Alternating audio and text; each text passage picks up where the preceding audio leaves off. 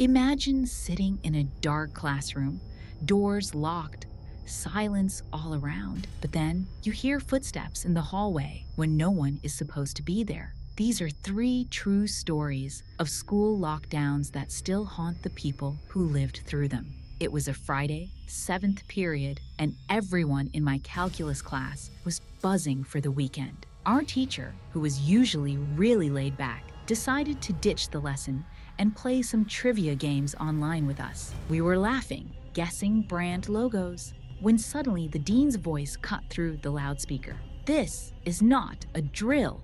Lockdown immediately." The panic in his voice made the air in the room turn ice cold. Our teacher rushed to shut off the lights and pushed us into the back corner. We sat in silence, the hum of the building fading as the power shut down. That's when we heard it. Screaming.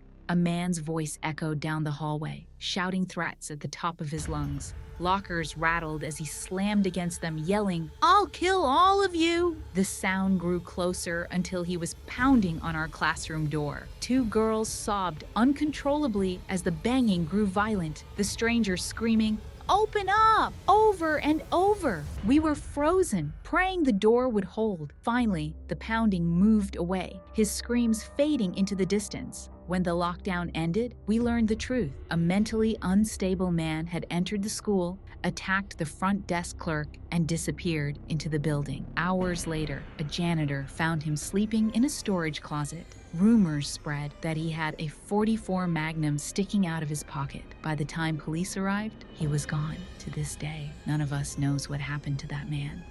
This one happened in October, during lunch at my middle school. The weather was rainy, and everyone was restless. Suddenly, we heard 4 loud booms. At first, I thought it was thunder, until kids started screaming and security rushed in, yelling at us to get inside the multi-purpose room. The entire back wall of the room was glass, so staff quickly pulled the curtains shut. Adults guarded every exit. Everyone was whispering, confused, until one of my friends came back from asking a teacher what was happening. "There's a guy across the street from the school. He's armed. He's threatening suicide. And he says he'll take cops down with him if he's evicted."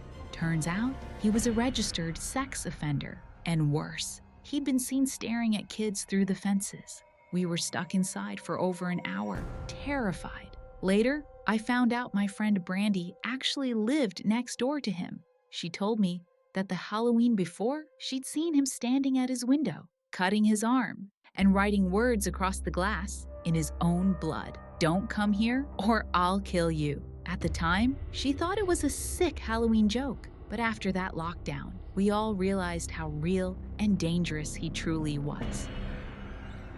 After college, I went back to work at my old high school as a computer intern. My office was in the basement, dark, cluttered, but with a cozy little setup. One afternoon, during lunch, I got a call from the front office. Lockdown. Someone armed may be inside the school. I turned off the lights and hid, knowing the basement door didn't even lock. For 20 minutes, I sat there in silence, waiting, until the basement door creaked open. Footsteps pounded down the stairs. My heart was racing. I crawled under my desk, holding my breath as the steps entered the room. Whoever it was didn't turn on the lights. They just stood there, waiting. Then my phone buzzed with a text. The sound was deafening. The footsteps moved closer. Terrified, I dove out from under the desk, begging, "Please don't hurt me." A man in a red plaid shirt and cap grabbed my arm. "Relax," he whispered. "I'm just hiding down here too. What's happening upstairs?" Something about him felt wrong. When I asked who he was, he hesitated before saying he was just a parent who got stuck during the lockdown. Right then, I checked my phone again. My coworker had texted, "Dude, some guy in a red shirt shot Mr. Buckley. He has a gun. Stay away." The man noticed me staring and realized I knew.